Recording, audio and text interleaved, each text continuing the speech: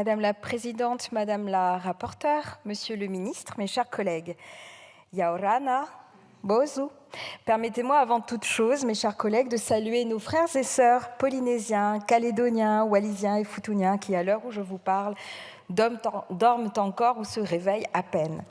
La Polynésie française dispose d'un système de santé autonome, avec des défis liés à une géographie dispersée et à l'évolution des dépenses de santé. La couverture maladie universelle est en place depuis 1994, mais le financement du système de santé reste un enjeu majeur. En Nouvelle-Calédonie, le système de santé connaît des défis similaires, avec des problèmes de financement et des maladies chroniques en hausse. Un plan de réforme Ma Santé Nouvelle-Calédonie vise à adapter le système aux besoins actuels. À Wallis et Futuna, le système de santé repose sur une agence de santé qui gère les soins et les urgences. Il n'y a pas de médecine libérale et les évacuations sanitaires sont courantes en raison de l'isolement des îles. Voilà pour le décor. Depuis la réforme constitutionnelle de 2003, notre Constitution habilite le gouvernement à actualiser par voie d'ordonnance le droit applicable à l'outre-mer, plus précisément en Polynésie française, en Nouvelle-Calédonie et dans les îles de Wallis et Futuna. La contrepartie de cette relative simplicité est la ratification de l'ordonnance par le Parlement, moins de 18 mois après sa publication.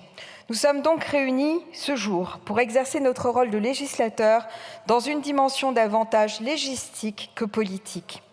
Si le délai de 18 mois peut prêter à discussion, une échéance plus courte ayant pu être plus judicieuse, il est néanmoins important que nous nous acquittions de notre tâche avec sérieux et diligence, sans quoi plusieurs collectivités du Pacifique, la Polynésie française, la Nouvelle-Calédonie et les îles Wallis et Futuna, subiraient un retour dans le passé en matière de législation de santé publique. Ce projet de loi de ratification adopté à la quasi-unanimité par le Sénat permettra en effet d'assurer la pérennité de plusieurs évolutions de notre droit. J'en cite quelques-unes. Je pense par exemple à l'encadrement de la recherche médicale impliquant la personne humaine, adapté et plus protecteur grâce aux diverses lois bioéthiques que nous avons adoptées ici ces dernières années.